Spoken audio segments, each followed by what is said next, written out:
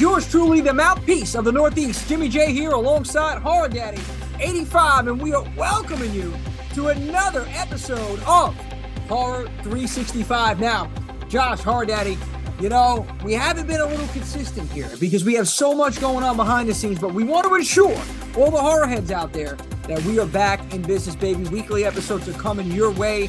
A lot going on, Josh. And I mean, dude, so much to talk about. And, you know, today we have special guests. We're talking about Family Recipe, okay? With the fan film that you did, Texas Chainsaw Massacre fan film.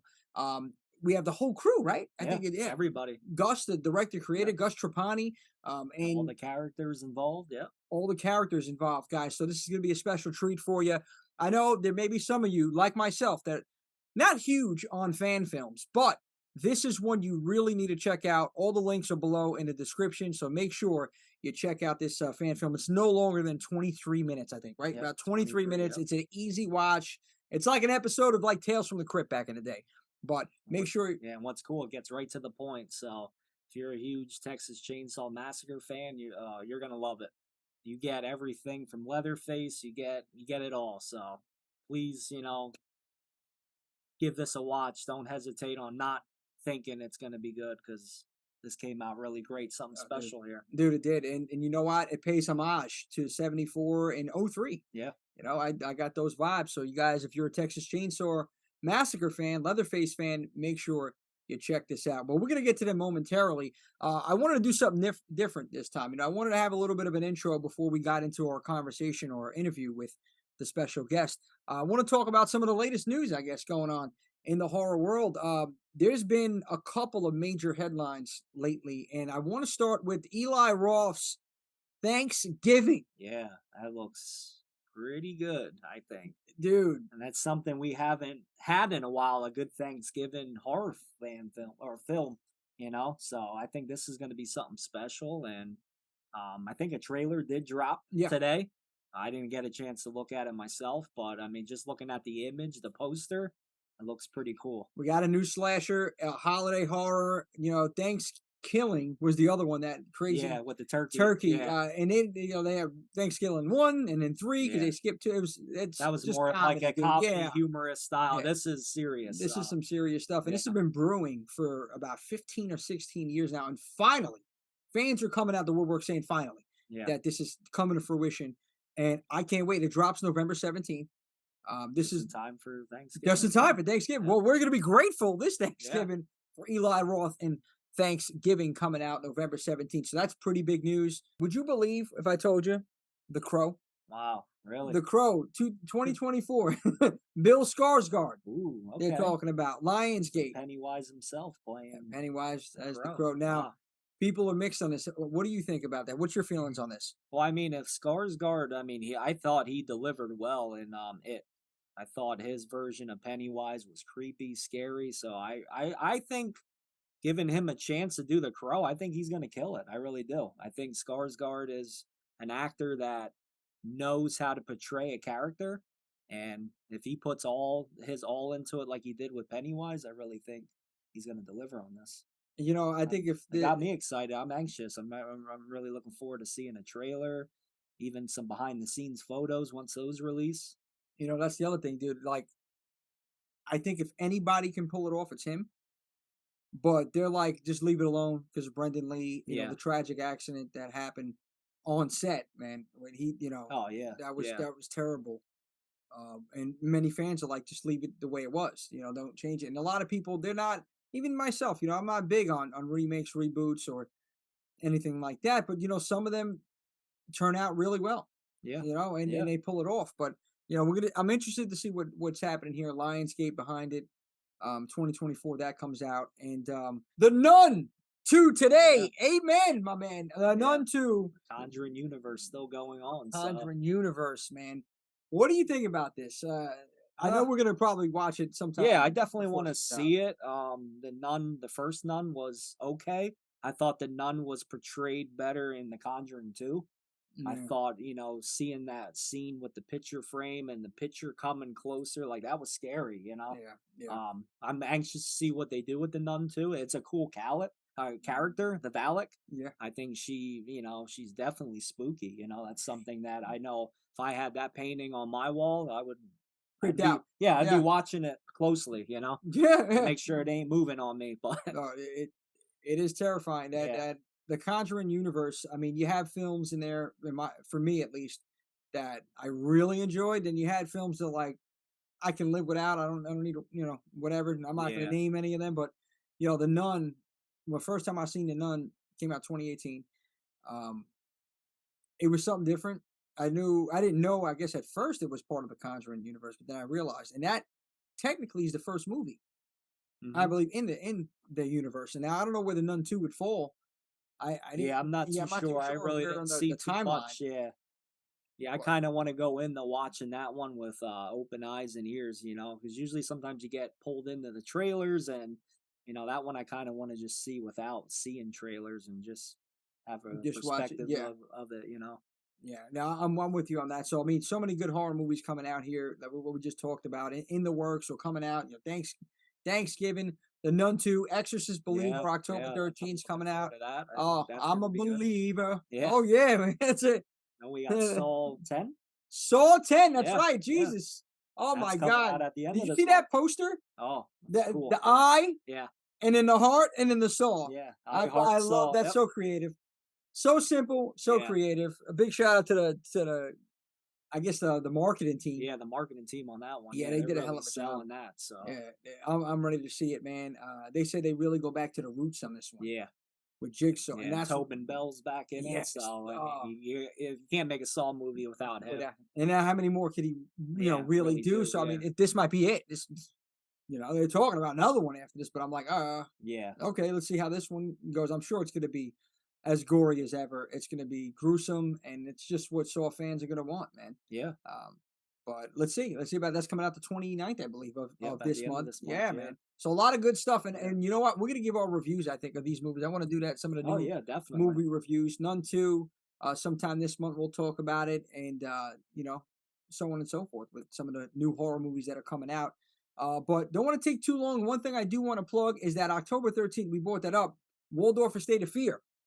Friday the 13th weekend at the Waldorf Estate of Fear. It's going to be huge. It's a part 5 slasher weekend reunion. Get your Yeah, tickets, that's gonna be cool. waldorfestateoffear.com. Check them out. It's something big going on down there. And, this weekend, what do we got, Josh? We We got the got Paracon. Paracon tomorrow. Yep. Yeah, Paracon. So by the time this comes Yep. out, At the same place, Lee Heighton. same Yep, place. Waldorf Yeah. State of Fear. Hell Same. House. So Where they film the Hell yeah, House movies. Yeah, and a this lot is of the cast and crew are going to be there that were in the movie. So I'm looking forward to that. That'll be cool to meet some of them.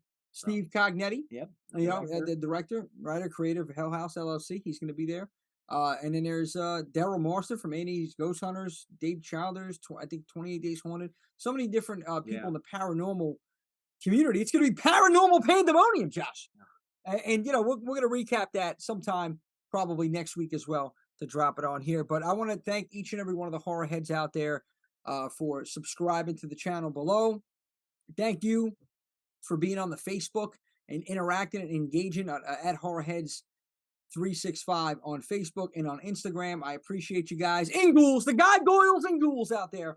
But anyway, let's get right to it right now. Let's dive right into it. Family recipe. We're cooking it up, baby. We're cooking it up. Horror Daddy, yours truly, Jimmy J, on with the cast of the Texas Chainsaw Massacre fan film, Family Recipe.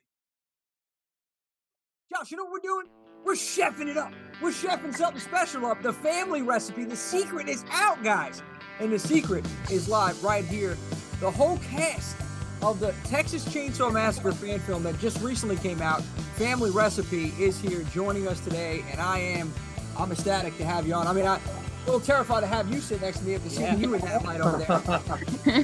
Everybody here, guys, welcome to Horror 365. Guys and lady, welcome to Horror 365. How are you? Great to be here, man. It's going to be a lot of fun, I think. Yeah. Thanks for having us, Jimmy. Oh, man, yeah, thank you. You're blowing that smoke, man. I'm starting to get relaxed over there.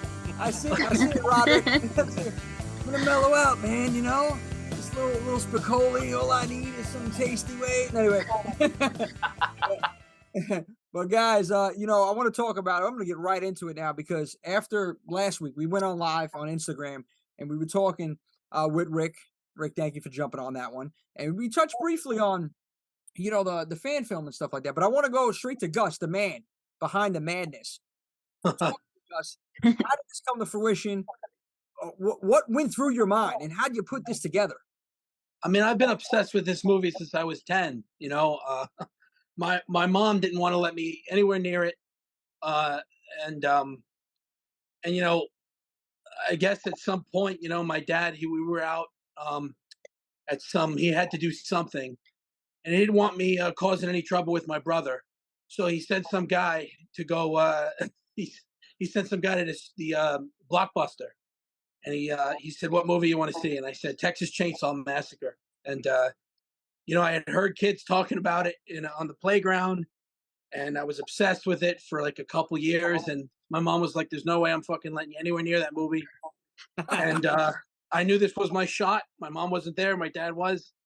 And he sent this guy. This guy got me the VHS, and me and my brother watched it uh, in this kind of this cafeteria with the TV on the wall. And I just when the trailer says what does it say? It says after you stop screaming, you'll start talking about it. That's true, because I haven't stopped talking about it for 25 years. So, but yeah, I mean, I knew I wanted to do a tribute to it at some point, and that started with Sally's Escape from Hell back in 2016, which Roderick was also in. And then it kind of spiraled, like people like that, and I love doing it. And we just kept organically banging out a couple more, and I think 4 later, here we are at Family Recipe. Dude, so how many years experience do you have making these films, making the fan films? I mean, I started films or fan films, just films in general. Films in general, yeah, film. This is something. Yeah, I got into it through editing. I discovered Windows Movie Maker on my laptop when I was in Movie Maker. Yeah, man, I remember back in the day. You remember that? Yeah, and I didn't know what the hell that meant. I was like, "What do you mean? How do I make a movie on the laptop?" I didn't understand. Then I figured out it was editing, and I would just start by taking clips that were on YouTube, which YouTube was a real different thing at the time. But people had put movie clips on YouTube, and I would download those, found a way to download those, and then I would just set them to music. And that's really how it sort of began. It was like just taking clips, putting it to like hard rock sort of tracks, and sort of just even learning if I time it, if I move the clip just a little to the right, I could time it. I can time this scene with this drum hit perfectly. And then that just spiraled into getting my camcorder and learning. So I'd say I've been doing this since, with a camcorder, maybe freshman in high school. Oh, wow. Yeah. That's wow. It sounds a lot like myself, man. When we had those back in the day, wrestling was big in the school. Like oh yeah. You mean you're talking Attitude Era, right? Oh, Attitude Era, man. Yeah.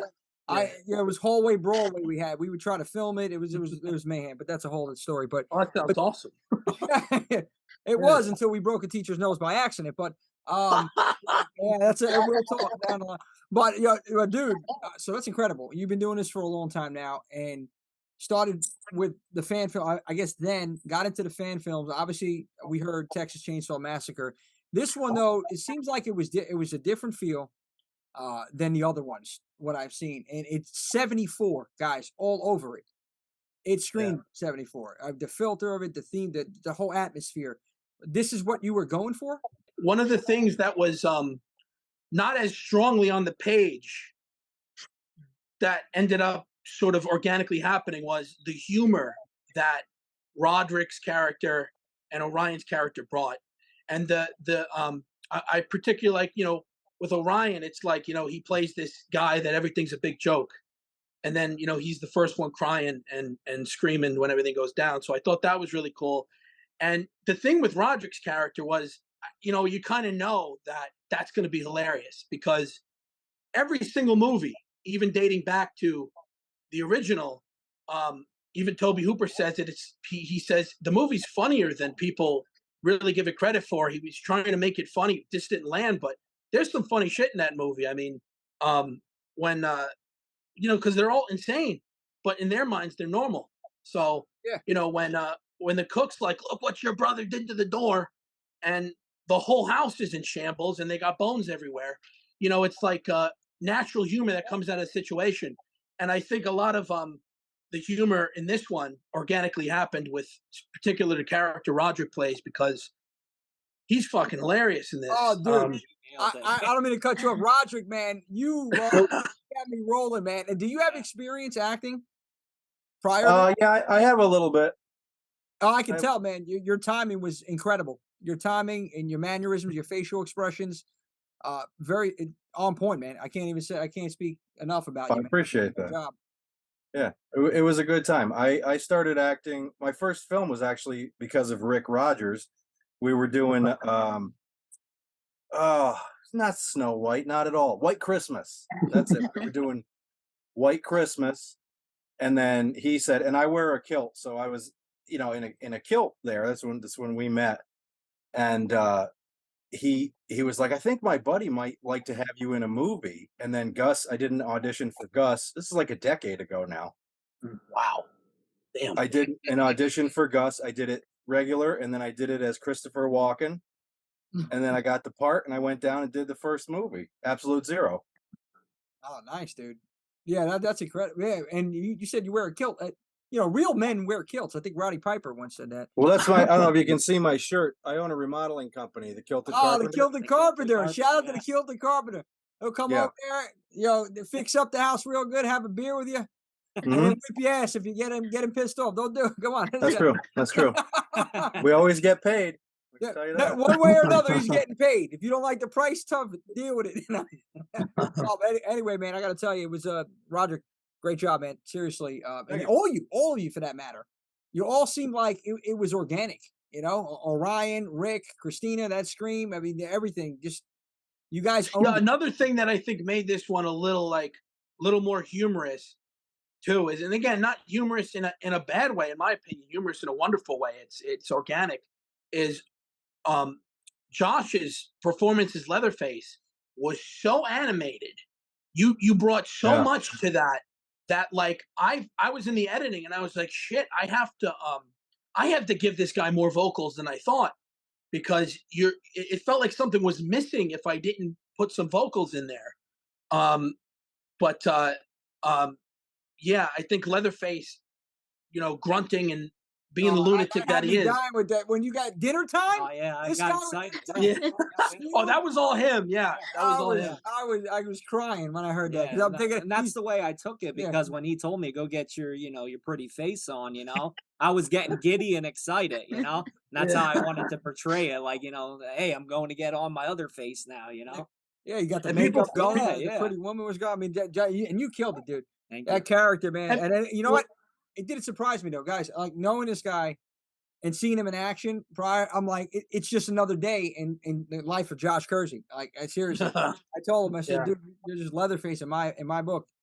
And a lot of people forget that about the character. Josh sure didn't. I mean, like originally, the character that we're going for, he's not as cool as the remake is. I love the remake, and I think that character, that version of Leatherface, is scary in a whole nother way. But this original Leatherface, he's just a big baby. He doesn't. He's just he has the mind of a child, and he's been taught to be very violent. Yeah. And that's Hold what on a second. that's what makes that character so scary.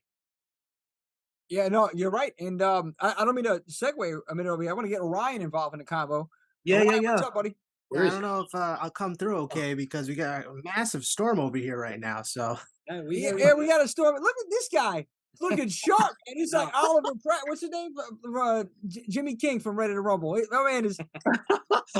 Yeah, That's a reference I never thought I'd freaking hear from I anybody never else. thought- yeah, no, I'm a wrestler guy, as you can tell. But man, listen, respectfully speaking, Orion, man, this guy reminds me of a couple of guys that I know in this film. Your character reminds me of a couple of guys I know in New York, in Brooklyn particularly. You dressed, you're sharp, you're ready to go, and just the swag that you had in this film, man. I love it. Yeah. Talk to us about your character and what it felt like portraying that character. well, you know what? I was thinking of the character. We were running lines. Me and Rick were practicing it over and over again, because we had me personally, I just started a new job and I haven't had a chance to look at the script until that day. So I'm like, okay, I got to figure this out.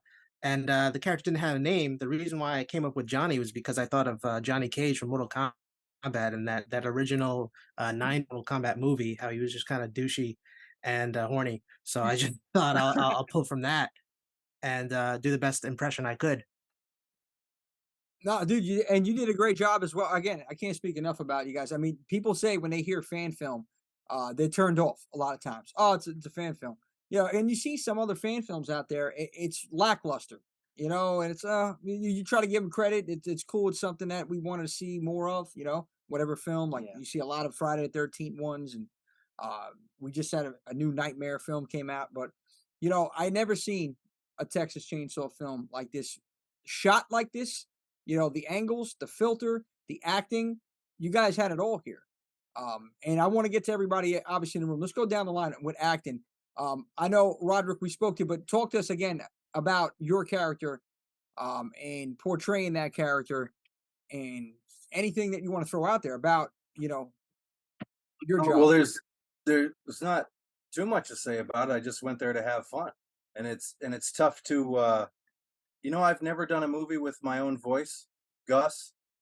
I have to think about that. Is that true? That's true. When I've never used my own voice. I think he's saying something about You're it. right. Absolute zero. It's always a Oh voice. my God, Shelmon as well. You're right. Shelmon is a Southern drawl. This is a you know, a Southern type of thing. Wow. Never even occurred English. to me. Anyway, what the hell was I talking about?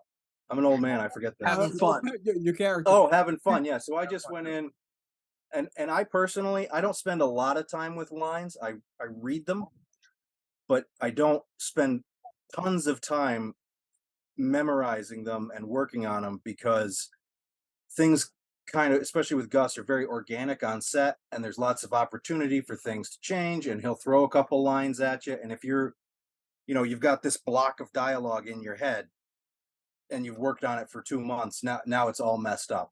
So I kind of read it, and then I just kind of get the gist of the character, and then I just, you know, do whatever, and usually that works. And then there's a couple notes from Gus. I think a lot of the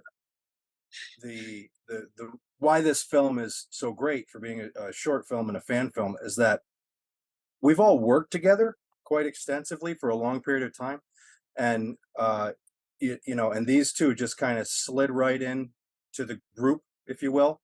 Good senses of humor, willing to work the long hours. God bless this man, and having that mask on forever. Oh my God, I thought you were going to have a stroke. But you know, we all kind of know each other and we work together and we can play off of each other really well.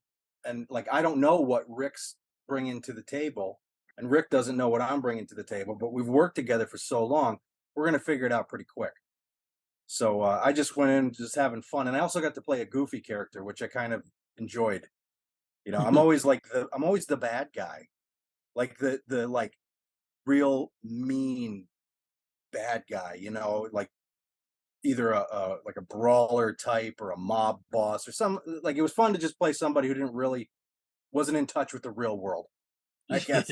Yo, That I was gotta tell nice. Roderick, while we're talking with you here, man, you know what you should do on the side? You should the current events. You should go through the newspaper. You should do like a minute video here and there. Just go through. Oh look, Yeah. Biden stepping down. Oh, you know, just start. I couldn't. I would get arrested, Yeah. and I would get 25 years. Those shorts would be hilarious on TikTok or social media, dude. That's something. Just think about that. But but you know, the shotgun, good, the yeah, I shotgun, know. dude. That scene right there. Told us about that scene, man, when you got blasted over there with the shotgun. Dude, that my wife jumped with that when she seen that. That was about 5 in the morning, I think. Yeah. Yeah. Yeah, that was the last thing. We were all pretty toast. I don't want to say tempers at flare, but you know, we were all just kind of like fried, you know. And I could not wait to get shot and and go home. I really couldn't. Normally, I offer to stay and clean whatever. I was like, you know what? I'm old and I'm tired. I'm going home. Orion's here. He's young. He can do all that. He can do that stuff. It was. I didn't want to get it in the face. That's what she said. That's Uh, oh. He was like, can we hit you in the face? And I was like, I just don't think I can right now. I just don't think I can. I'm about to tumble over without getting shot right now. It's like, you know. But it was, it's pretty much standard stuff in a Trapani film, getting covered in blood, driving home, and like you just came from murdering someone. Um, it's amazing how little people care. I remember coming back from Absolute Zero, and I left like immediately, like last scene, cut, it's a wrap, clap, clap, and I was gone. And I went through the toll booths back when we had, toll booths with people. And I was just covered in blood, and it was all just smeared. And I paid the tolls and got no one said I anything. said, yeah, nobody cares. Yeah. Nobody cares. And I was like, "What's wrong with not just? Are you okay? Yeah. Nothing. Did you hit Are your you okay to drive? Nobody cares, bro. Nobody It's like, cares." all right, F you, pay me. Come on, get to the Yeah. toll. You guys, I think that was the easiest death I think I've ever had. Probably. Yeah, Wham we and the, done. the way we did that was it's just basically an air cannon, and we fill it with blood. We pump it up with a bicycle pump, Real and then blood. we hit the actor usually with 25 to 30 psi. Me and Rick took a shot to the face at 40 psi. Don't recommend it. oh, jeez. Yeah, but yeah, that thing when it's looking at you, and you're standing right in front of it, and it's going to blast you with blood at 30 miles, 30 with psi. It's pretty scary. I think I got one in the face on the last Frankenstein. Oh yes, yeah, I heard and about I didn't that. appreciate it very much. Yeah, it feels like almost like a soccer ball being thrown at you. Yeah, I got to play the Frankenstein monster in that one. That was fun. Oh, nice, man. Sure, I gotta watch some of these other films that you got on there, Gus. I mean, I checked this one out. I mean, I breezed through some of the other ones, but Oh, the Frankenstein whatever one isn't mine, but okay. yeah, I've been doing been uploading on YouTube now for a while. I don't do it consistently. I just whenever we do a project, whenever I need to flex my muscles or try something new or just keep things fresh, we just do a project. I throw it up there. I got you, man. No, but you know what? It's fun. It looks like a lot of fun. I mean, when you guys filming that, I want to go down the line here.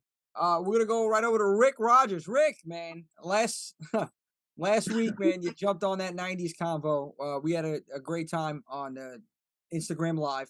I want you to talk about this film. Anything you want to discuss behind the scenes, your character, because you did.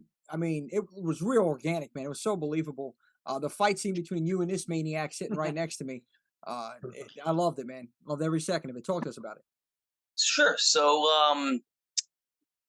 it's funny to bounce off what some of the stuff that Roderick was saying, because ironically, this was a role for the first time that I can remember in Trapaniverse where the character kind of had it together, and that was important when I started thinking about the character. And when Gus said the script, the first thing when I read it, first thing that kind of came to mind is I wanted him to have a military background. I wanted him to be someone you could count on, a rock. And one of my childhood friends, his name is Jake. It's exactly what he's like. So I basically embodied him and how I, would think he would react if he saw somebody wearing someone's face in a meat locker. So that's how the genesis of the character kind of came to be. And when even if it's a fan film or a feature film, I like to branch that character out. Like, where does he come from? What's his, who's in his family? Like, make it as detailed as possible, so that when you do the lines, it all comes organically. And also, again, the other thing I want to mention is like what Roderick said is that Gus does give you a lot of room for improv and talking about the character. It's not like you're handcuffed. You have to say the lines. He'll listen to you if you want to try and change something up.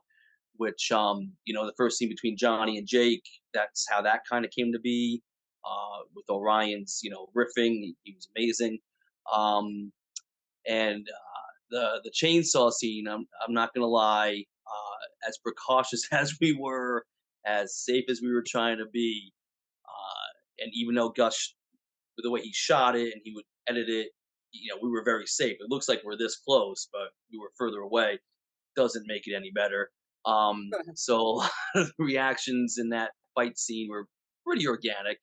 Um, seeing that happen, and you know, we have worked together a lot, and I couldn't enjoy the Roderick scene as much because I had to react to Roderick, and just watching him do his thing was hard. But then I realized, he's playing a goofier character than he's played, and I'm playing a more together character, and that was fun to do. And True. it's always fun to work with a friend that you've worked with before. But when you do different, that's the passion. That's what you love about acting. It's like a different character, and you're working with someone you've done films before, and it's just I get just jacked up on it. And the other thing I'll say about this project is, hot damn, it was hot, and we were the first 2 days just constantly running. Did a lot of And running. Josh was running with the mask on. I don't and know we're about this outside, guy. and it's hot. In the boots. Yeah. And I got to tell you a little quick story that you mentioned heat. Okay. We had an event one time with CJ Graham, Friday 13 Part 6. This guy was in costume the whole time. 95 degrees outside, bro. 95 outside. I don't know how he lasted, did not pass out. Because he did that, I was like, I'm wearing the blazer all day. And I was I was sweating with him because I'm like, that's commendable. I mean, dude, I don't know how you do it. Well, and to go off of that, when Rick was talking with the fight scene and the boots and the mask, on Josh's side, he's got the chainsaw, and now when we're shooting those shots of him, when it's super dangerous, we had a second pull on that didn't have a chain on it, and so that's what we would use, and I would obviously overlay sound. But there were some shots there where he had the live saw, and at some point, this guy's got the boots on, and there's blood all over the concrete floor. He has a live saw, and he's slipping.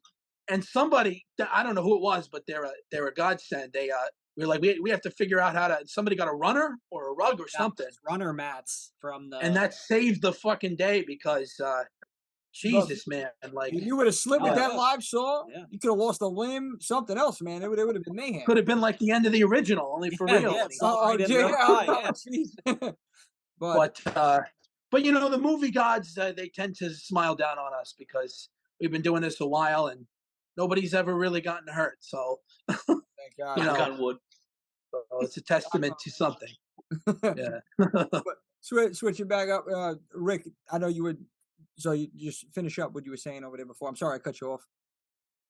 Oh no, I think just thinking back to the film. What also comes to mind is, it was just a really good time. I mean, we put in 3 hard days, and the third day, geez, I mean, I think legitimately I left at 4. Christina, Gus, and Orion were there till 5, so they saw the sun come up.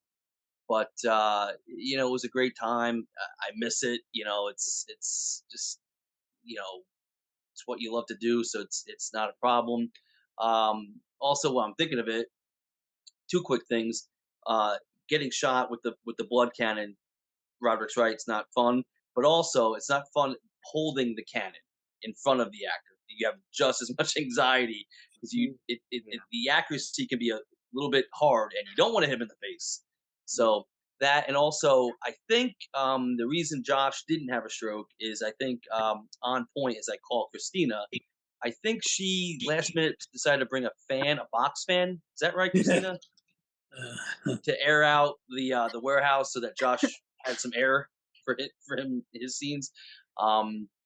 But it was just a really great time. I love this crew, and I love what we do, and I'm just happy and honored to be a part of it and to be sharing it with an audience. And just hope people enjoy it as much as we made it.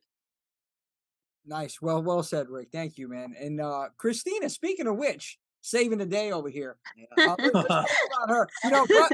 Honestly, between you, Christina, and Rick, and that car scene, that was so believable. What the fuck was that? She's screaming.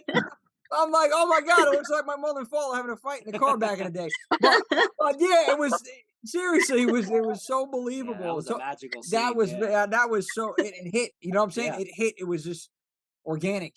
Talk to us about your role, and what was going through your mind in that car, or when you first came out of the field over there. Talk to us. Well, with my character Chrissy, there was really no actual background with her. It was just like she was had to go use the bathroom. All of a sudden, she just disappeared, and then she just came out of nowhere at the end, and was just like, "Surprise, I'm here!" You know. Um, so I did with that with what I could, and I wanted to play her kind of scared yet angry. Everything is happening, and Gus had us do a few takes where I was screaming and crying first about getting out of the situation, and then screaming and angry getting out of the situation. And in the car, me and Rick had a few minutes to get ourselves mad, because getting into that state can be pretty daunting when you're not actually mad to begin with. So there was a moment where me and Rick just were sitting quiet in the car, just with these snarls on our face, just thinking, get angry, you know. So, and as soon as Gus saw it, he was like, okay, let's go, let's get capture this moment. They're furious. So that was fun. Yeah, I was about to say, what did it take to get into that mind frame? You know, You have to really think back to any kind of moment in your life where you just want to rip someone's head off and just stay there. And I know for me personally, I'm not an angry person. It's hard for me to get angry, so it takes a while for me to get there. But once I get there, it's like Gus has mentioned how my face will contort, where it's like it's unreal. It's like you're not Christina right now. It's like I know. So, but it takes a while, but the result is always worth just getting there just for a moment, and it's cathartic too, just letting out those emotions that you had in the past at one point maybe, or you're still dealing with, and just screaming when you just feel like screaming. So yeah, like you said, it's cathartic. I agree. Cathartic, good yeah. word. That is, Yeah. yeah. Good word, Hold on, I Christina. got a dictionary. No, no, that was. But yeah, it's just that shot though in the car. Yeah. I love, man, that Those are shot some of right my there. favorite scenes. Yeah, Yeah, that that was so organic, and it had me tense too, because I'm seeing this guy in the side mirror. I'm like, oh man, is he gonna get, like, I was feeling it. I'm like, I don't know Yeah. what's gonna happen. Are they gonna get away? Is he gonna hack him up? I don't know. Well, if I had the budget, I would have had him take Rick's hand on the way out. But Hey, you need a you know, hand, there Rick? would have been blood spurting all over the windshield. But Oh man, yeah. yeah, And we then didn't have. that scene was like that Saul came in pretty close, right? Gus, when you were in there filming, I got that Man, into the window. yeah, I mean, yeah, at that point it was almost pretty close to being as practical as possible. Yeah. But Yeah. by the way, I wanted to ask you, Josh, like, uh, I know your vision was compromised to some capacity. Were you still? Was it bad? So bad that you felt like you were totally not in control, or did you Well, feel what like you had? when I had the pretty woman mask on, I could see fine out of that. That one wasn't too bad. It was until we You did the killing mask, believe Oh, it or not. that's right. You had For some told me, right? reason, the way it sat on my head, my vision was like low. So a lot of So the times I had to tilt back to be able to see. So a lot of that that was was just really, probably And that's anxiety with the ridden for saw you. too. You yeah, had the other saw yeah. in your hand. Jesus, Wow.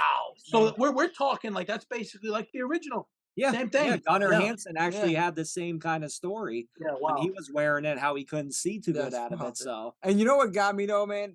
How you did the chainsaw dance. yeah, And that, for those that never carried a real chainsaw, a chainsaw is heavy. For you to toss it up at one arm, in the air like that with a blade, yeah, like, I running, mean, yeah, running, like, dude, that's dangerous. yeah. And I don't know Yeah, how the hell Gus you was did just that one like, "Are you too, man. ready for this?" And I was like, "Oh, let's do it." And as soon as And we you're Yeah, the got only there, one that I've worked with that made it look the way Gunnar Hansen made it look, because I remember watching those movies, yeah, and up until really I had always worked with the new cheap chainsaws that are made cheap, they're whatever, and so like I just assumed that's what was Gunnar Hansen was using. It's like a 60-pound chainsaw, and he makes it look like it's a toothpick, and the way you're swinging that thing, and that's after 2 days of that shooting that hellacious chase scene, Yeah. you really, man, I don't know if you had a workout regimen. It's weird. Like I was even telling Jimmy this, like I could feel so defeated and tired, but when you would yell action, it's like another thing clicks in your brain and your adrenaline goes up. Like a You're not superhero. even thinking. Like when I did that dance, it's like I'm not even thinking, man. I'm just like I'm going for it, you know. Mode, I'm putting everything, all my heart and soul into this, and going for it. And that's what It's phenomenal. Can I say that when you filmed the dance, I was so happy to be there and watched you, Josh. I don't know if you remember. I like, remember I was you were watching the on other road. side of the road. Yep. But like I said, at one point, I said, "Screw the road. They're gonna stop," because I watched you, and I was, it's like you hear these things in stories, like when you see Darth Vader. To watch you do that was freaking awesome. Like really, like Gus is right. Like you looked exactly like Gunnar Hansen at the end of that movie. It was epic. I'm just happy I saw that with my own eyes in real time. Yeah, and like one of my favorite parts, seeing it all put together, is Rick when you yell, "What the fuck was that?" Like, dude, it just goes so well because it is true. That was great with Rick because like everything, it's seat of the pants, and we were in the car, and I said, "All right, now you got to do your version of what Sally does at the end where she's bugging out," and that was all Rick. He was like, I think Rick, it was like, as we were reversing the car, I remember you taking like.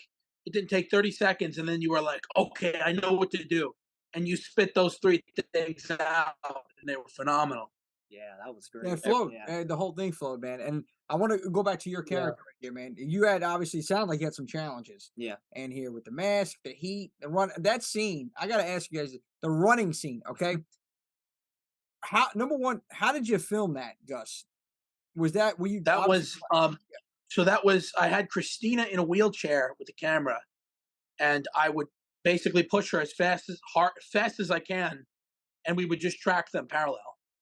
Oh yeah, that's sick. Right, So basically, we just used the wheelchair as a dolly. That's wild, man. I never heard of that. That's a first. So you had the wheelchair camera going, and you guys were running uphill, or you running like in the field? Like, how was the terrain? Was it like? I think at the end, I don't think it was ever uphill, was it, Josh? No, not really. No. There was a little bit of a hill. A slight slope. Slight incline. There was a small slope. Slight. Yeah. Yeah, small. Oh yeah, on that Actually, last. road Yeah. had the fields and stuff was a little slope. So I was actually impressed. I was actually impressed with how well it. I was expecting it to be super shaky because we're on, running over pebbles and stuff. But Christina managed to keep it really, looked like we had a real rig there or something. Yeah.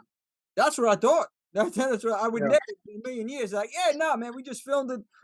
Somebody sitting in a wheelchair, just and then when it's Christina running, Rick is pushing me in the wheelchair, with the camera. It takes a village. Everybody's always doing something. Yeah, no, you guys, that was a great shot, man. And was that challenging for you? I don't know how many takes. Oh yeah, well the big challenge for me was the cowboy boots. I mean, those things my feet are smashed into those. I got a wide foot, so I'm smashing my feet into these. They have no tread on the bottom. Super oh my god! Running in them, and it was a challenge because like when I work at the haunt, I wear actual boots. You know what I mean? With treads, like almost like hiking boots, because nobody sees your feet anyways at the haunt. But for movie accuracy, I wanted to make sure that we definitely had the whole look going down. So that was the biggest thing for me is I just went for it again. Like when this guy yells action, I ran. And was that so alive when you did it? Yeah, there was a blade on that. Yeah, that's incredible. Well, I can't even walk in regular shoes without tripping sometimes. There was only one part of the production where I got really nervous for you, man, because the whole time, you're the whole thing, you're really well, but like towards that last day, there was one point where he took off the mask, and you know what I'm talking about. I was like, oh shit, like is he you gonna be all right? And I know that, I was worried because I know it's hard to be like, you don't want to say no, but I'm like, is this guy all right? But I think after you had a couple bottles of water, you were. Yeah. Oh, there were a lot of water consumed over those. So and now the scene, scouting this location, how did you go about doing that? You're talking about the warehouse, right?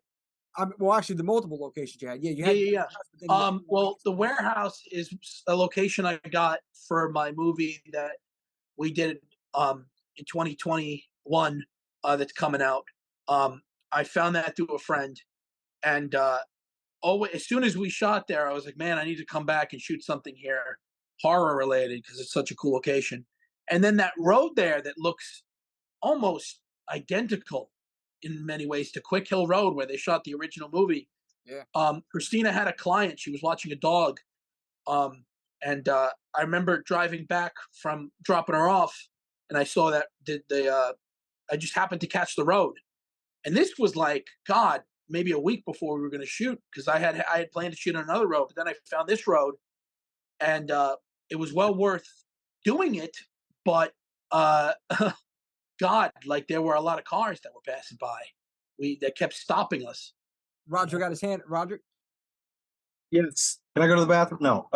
Yes, sir. You may. We keep saying warehouse, but I think it's worth mentioning for anyone who is watching this that it's a slaughterhouse. Yes. Yeah. It technically is, yeah. Slaughterhouse. To give you a real feel, and the smell is Yeah. it smells like dead Wait. feet.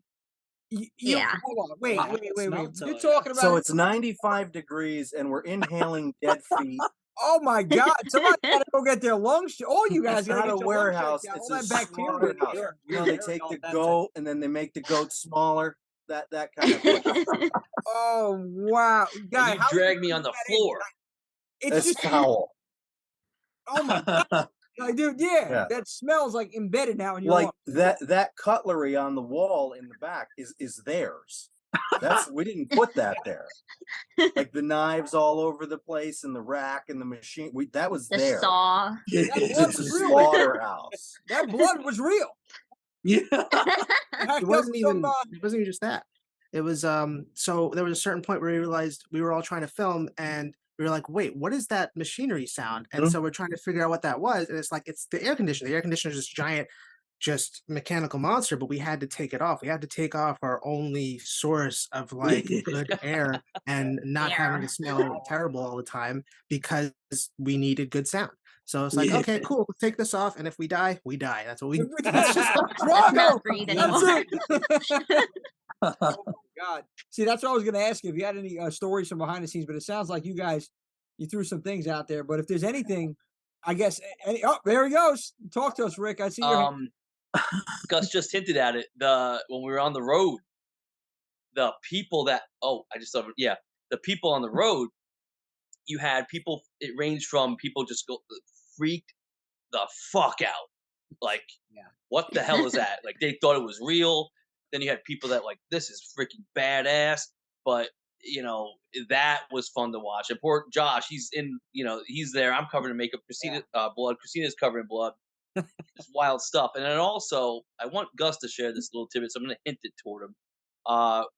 The first shooting, we had someone come by, and we thought we were going to be stopped. But I think Gus should share that story. Right. Oh yeah, it was a cop that saw us shooting that first bit where Josh is chasing Rick with the chainsaw, and as soon as you see a cop, you go, but not for any reason other than are you trespassing, this or that. But the guy was so cool. He I don't know if he's a horror fan or a film fan, but he just loved it. He took pictures with all of us. I sent it to him, but I didn't get anything back yet.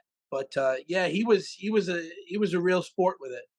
Oh, yeah, that's awesome because, like you say, a lot of times that's the first thing that comes to mind. Oh man, what's going to happen? You don't know what kind of officer you're going to get. You're going to get the one that's going to give you a hard little time. bit of me thought, oh, we getting shut down here. They're going to tell us. Yeah. Yep. And I'm like, oh man, we just started. But yeah, he was. And this guy's over here he working, was smiling. He loved I it. see the pictures. He's working behind the scenes. I quick, like, all right, guys. quick came over, put the mask on me. I'm posing with them with the chainsaw. We got a good shot of that. Hey, fish, need some water, man. Yeah. In the patrol car. That's awesome, though, dude. Yeah. A lot of times, you don't know what you're getting when you get the officers there. But man, you guys, it sounded like you had a blast over there. Yeah. A couple days in, a few days in, but a lot of work goes in this, and people don't understand that. A lot of work that each and every one of you put into this, and for those that don't know, you guys had no budget. This is what you Nope. do. This is what you can do if you Yeah. have passion. And it shows. And it shows in this film. There's a lot of people that I've seen make films out there, and it's the truth, and they have a budget, and it doesn't come out the way that you guys did. I'm not saying it because I have you on here. I mean, Like Disney. it show, dude. Well, you know what it is. The thing about it is today is that like, now that technology is so accessible, that makes it awesome in that everybody has a shot to make something. But at the same time, it's like if I go to a Guitar Center and buy a guitar, that doesn't make me a musician. And I know that because Christina tried to give me a guitar from a couple of years ago, and I was terrible. But like a lot of people think they could buy a camera, and as long as that camera shoots 4K or something, it's going to come out amazing. It's like this is a language, like that. That's why it either lands or it doesn't, and you're never going to figure it out perfectly. Like I really feel like you can go lifetimes and still have stuff to learn because it's such a complex medium. But like it takes a lot of, my entire high school was my friends were out on the weekends and I was learning film, so it's like Dedication. if you want to make nothing look like something, it's like anything else. You have to understand what you're doing with the camera, what you're doing with the lighting, sound design, like layering sound. Nothing really feels real until you've exhausted sound design. So it's like, it's a double-edged sword. It's like in some ways, it's great everyone has access to the technology, but in other ways, it also creates a lot of people that go out there and, like you said, give something maybe a bad name because usually always it looks like a home video or something. Yeah. Because you know what? Not everybody can film something, but not everybody can create something special. And like you said, like anybody, camera editing, there's a lot that goes into it, man.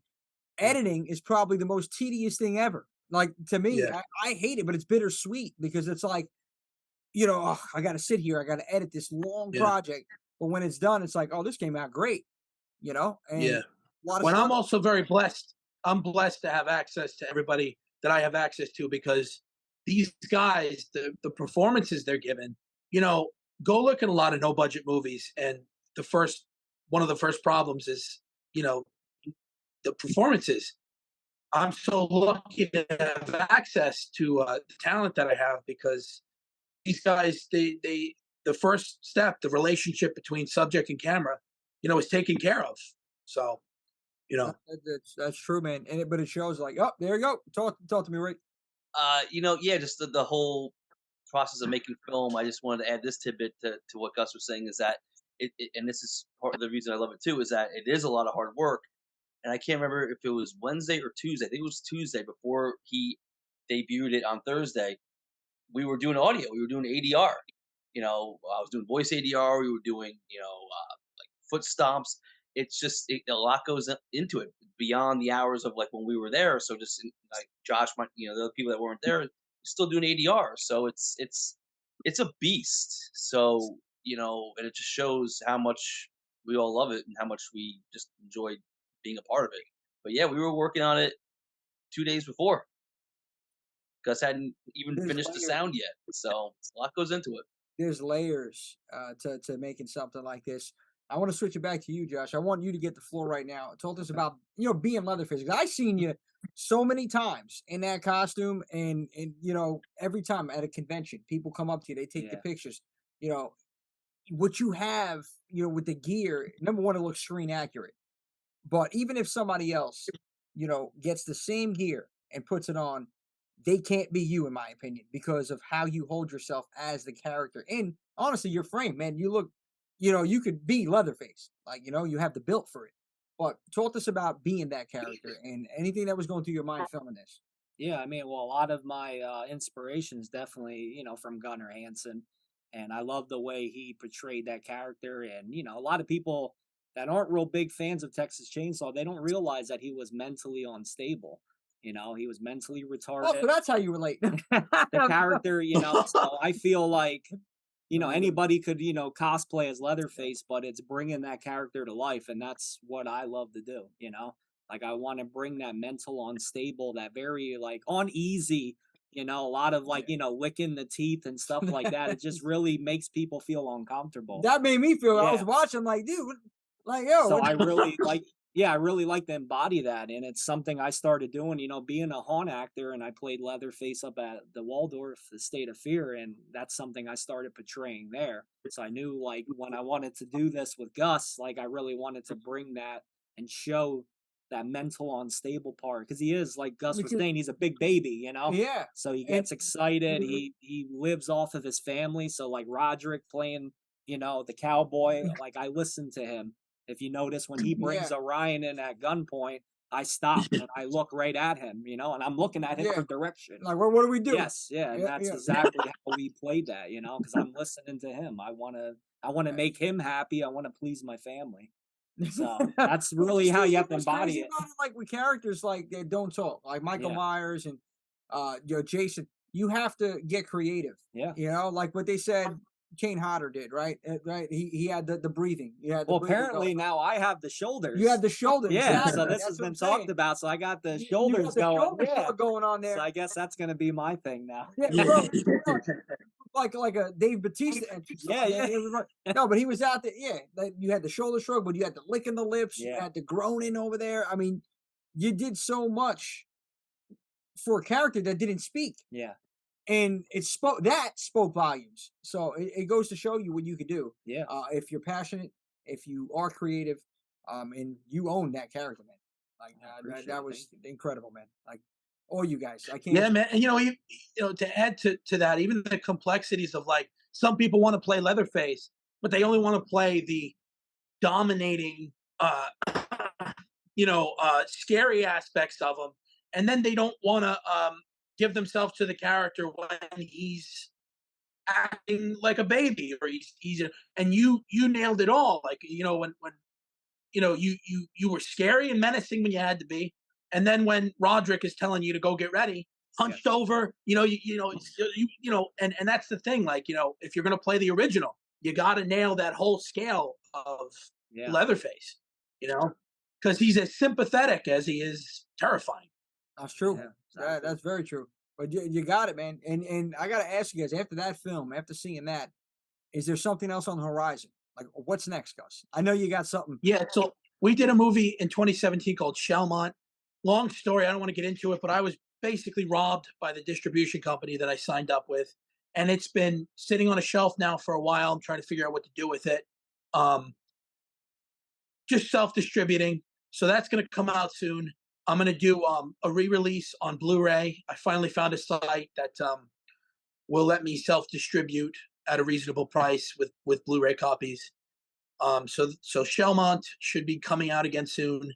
And then we have a 2-part movie that we shot that I'm still cutting the second part, but Overburdened is a feature film that's going to have a part 2 that features all these people here on this call. So that should be fun too. When is that coming out? I don't have a date yet, but it's currently going through the quality control stuff on Film Hub, which is a site that Film Hub is basically a place where you put the movie, and it's basically acts as like a marketplace for streamers to shop and pick what they want. So it's a process, but hopefully soon, by the end of the year, hopefully we'll have some stuff out.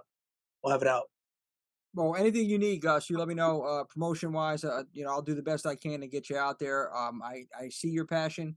I know you're dedicated to whatever you do, and I want to help you any way I can. You know, all you guys, if you got anything that you want me to promote, and as a matter of fact, I want to go down the line. Take the floor, guys. If you have anything going on, we'll start with Christina.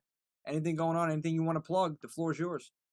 Oh, you definitely do, hon. Yeah, I'm in the contest. I'm on the contest for Face of Horror to try to fly out and meet Kane Hodder to do this magazine kind of thing. So you get your votes in at faceofhorror.com. It was pretty and just horrific. search me. So you got my vote. Yeah. So Face of Horror. Continue. I'm sorry to cut you off. Oh no, that's it. Face of Horror. Check it out. Shoot us the link so we can Okay. send it out there so people can vote for you. Okay. Rick, talk to us, Rick. What do you got? Nothing in the absolute immediate pipeline. Technically, as Gus mentioned, Overburden, the two-parter, Shellmont, I'm privileged and honored to be in 3 of those, so that'll be good for my exposure for as acting. I did put myself out for a national TV commercial through Backstage. Gonna keep that little Gus. I know I told Gus keep that down low until I hear more about it, but Well, everyone yeah, that so watches this is gonna what's hear that? Keep I it on told the you down about low. it. We only have, Everybody's we gonna only have Everyone about a quiet. few dozen Don't tell followers. anybody. Nobody knows what the details of it are. It's a national commercial, but nobody knows what it is. And with the SAG and writer strike, it's not going to happen anytime soon anyway. So, but that's going on, and I'm on Backstage, and I'm working on my conditioning, getting in better shape to get more headshots, and just just keep doing this. So nothing immediate, but I'm not stopping. So there will be some stuff down the line for sure. Awesome, Rick. Roderick, what do you got going on? Getthekilt.com. Let me build you a deck. That's I this guy. And we listen, do kitchens, bathrooms. Estimates are free. Good for a year. 518-379-7445. Quality starts with K. that's it, baby. That's it. This guy. I'm so hard. We need a kitchen, babe. That's it. It's over. Do you travel? I'm in Pennsylvania. This guy. That's amazing. Yeah. As far as acting, I kind of do it whenever it shows up. I don't really audition. I don't. People call me and they go, "Hey, do you want to do this?" And I go, "Yeah, sure." And that's it. I'm not really like expecting Spielberg to call me, or maybe I'll be in Thor 55. I have no idea. Dude, you got to do those things. I'm telling you, do those newspaper reads, please. For the love of God, man, I want to see. That was a tough one to riff off of. What newspaper was that, Gus? Like the Boring Post? What was it? Christina ran into a Stewart, right, hon? Yeah, it was a Stewart's, and I just grabbed whatever newspaper was there. I don't even know what it was, but initially the idea was that he was going to read from the funnies. There were no funnies, so I was sitting there looking at him, going, "Well, what the hell? What are you going to do?" And I honestly was the one behind the camera. I was like, "I don't know what the hell he's going to do." And he said, "Just run the camera." I said, "All right." I ran the camera, and he came out with all this hilarious shit, and it was. Yes. It was like at one point the way he was playing this, I was laughing so hard that I was blowing takes because I was shaking the camera.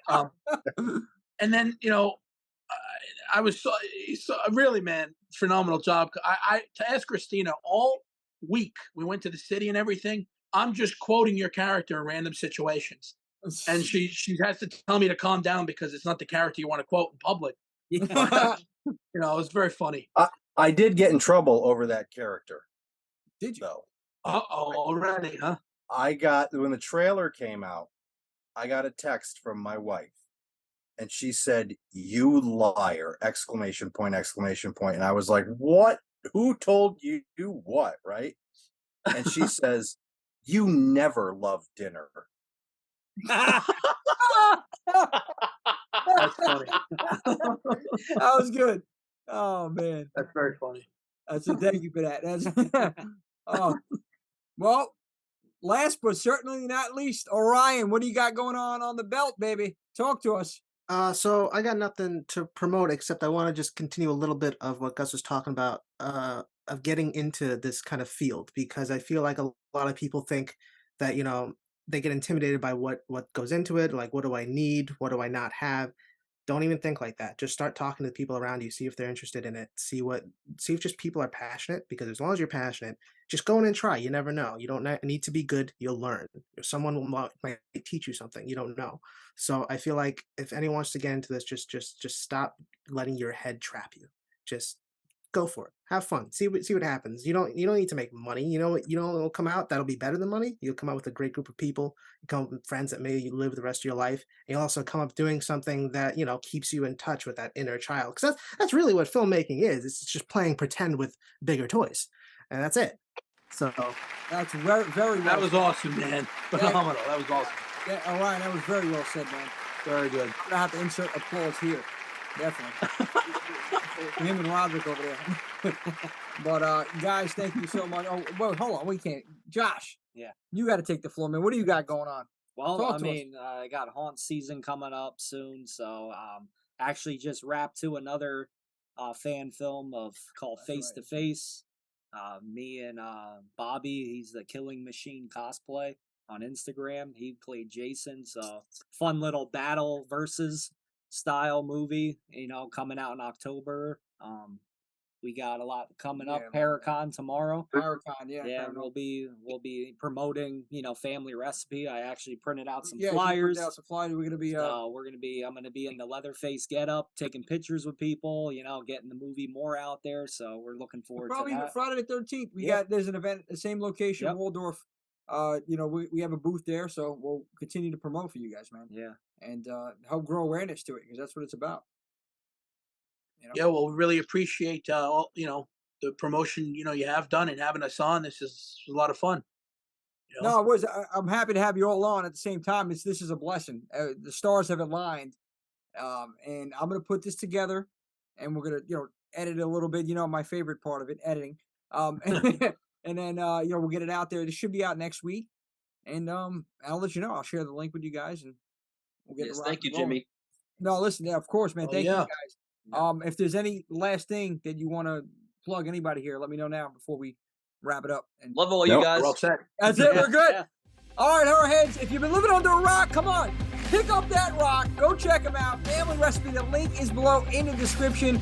My man Gus, the entire team, Christina, Rick, Roderick, Orion, this man, Horror Daddy 85. They did a hell of a job there, and it's not easy, guys. With the budget that they had, which is goose eggs, baby, they made something special here. You got to check it out. There's a lot more on the horizon. Follow Gus. I'm going to leave all the links below, guys. Thank you for tuning in. Thank you all for spending the time with us here at Horror 365. And thank you for celebrating horror, not only, Josh, damn it, in October, but 365. We're going to see you next week.